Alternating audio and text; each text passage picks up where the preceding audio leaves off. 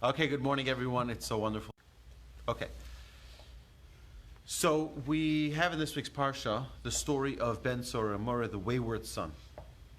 And our sages explain that what are the qualifications of the wayward son in order for him to be punished.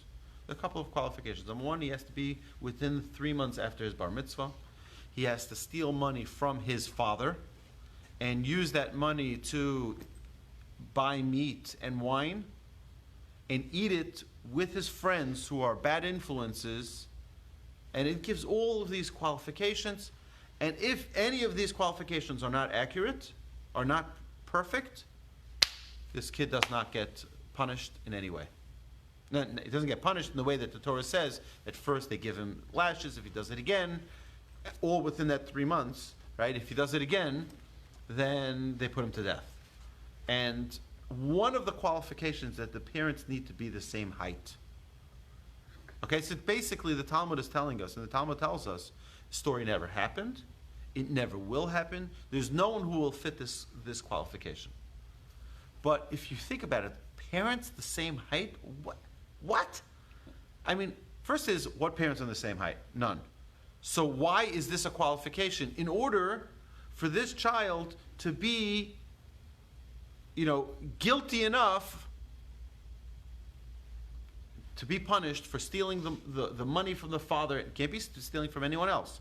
Stealing from the father, has to be eating meat and wine, and it has to be with friends who are a bad influence. It's like all of these circumstances don't really make much sense.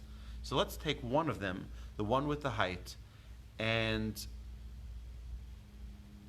understand what that means. Welcome back, Davida. Thank you. We're excited that you're with us. So it's one of the viewers here online. So think of this for a second. We know that never does the Torah just tell us something. It means something behind it, something behind it. When it's talking about parents of the same height, it's not referring to physical height. It's referring to spiritual height. It's referring to educational height. The idea is as follows. If the parents are not in the same place regarding the education of the child, then why are we blaming the child? And this is a very important principle. Parents must be on the same team. Parents must be on the same page. They need to have a common understanding of the education for the child. The parents need to be on this. If the parents are not on the same page, then what do you expect from the child? You expect the child not to steal? You expect from the child not to drink or wine and meat and not to have bad influences? If one parent says this and the other parent says that, the parents need to be on the same page. If the parents are not the same page, we can't blame the child. And this is such a fundamental principle where we must have parents on the same page. And I think it's such a crucial, it's not only parents. If grandparents get involved, they need to make sure that the parents are okay with certain things, parents can't have, children need to have clarity. Children need to have a foundation.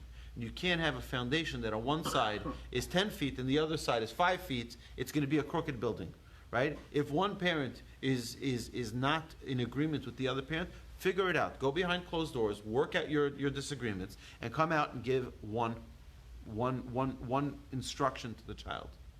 But if the parents are not on the same page, what do you expect is going to be the result? Of course, you can have a child who's going to be confused. You can have a child who's potentially rebellious. And we're talking here that the reason why we kill this child, if all of these were to be, is because we see he has parents who are on the same page. He has all of the qualifications of someone who's going to be potentially in the future someone who's harmful for society. So we say it's better for him to die when he's young, when he's before he sins in a serious way. Better to take him out now than to take him later after he does terrible things. That's the idea behind it. But I think this one piece here, parents must be on the same page. Children need clarity. And if children don't get clarity, then it's very difficult for us to hold them accountable for something that they're not responsible for. All right? So Hashem should bless us all that we should be conveyors of clear messages, not only to our children, but to our friends, to our family, to our community. We should always have a clarity and understanding our role, our responsibilities. We're children of Hashem. Hashem gives very clear communication through His Torah, through His manual for living, and we should hopefully understand it and undertake that responsibility as well of connecting to Hashem in the way He wants to. So thank you very much for joining us, our friends online. Aliza, it's great to see you this morning. And have a wonderful, wonderful Shabbos, everyone.